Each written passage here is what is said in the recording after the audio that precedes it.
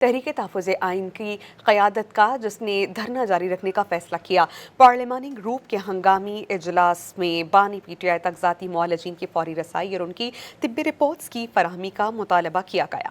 قائد حزب اختلاف محمود خان اچکزئی کی صدارت میں تحریک تحفظ آئین پاکستان کا ہنگامی پارلیمانی اجلاس پارلیمنٹ ہاؤس میں ہوا اور اس اجلاس میں سابق وزیر اعظم کی صحت اور اس حوالے سے مبینہ حکومتی غفلت اور معلومات کی عدم شفافیت پر غور کیا گیا۔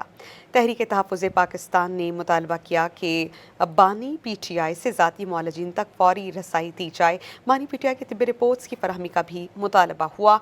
ذاتی ڈاکٹرز کو مکمل اختیار دینے کا کہا گیا ہے کہ وہ سرکاری میڈیکل بورڈ کی موجودگی یا دباؤ کے بغیر اپنی آزادانہ طبی رائے مرتب کریں۔ تحریک تحفظ آئین پاکستان نے واضح کیا کہ کسی قسم کی تاخیر یا نمائشی اقدامات ناقابل قبول ہوں گے۔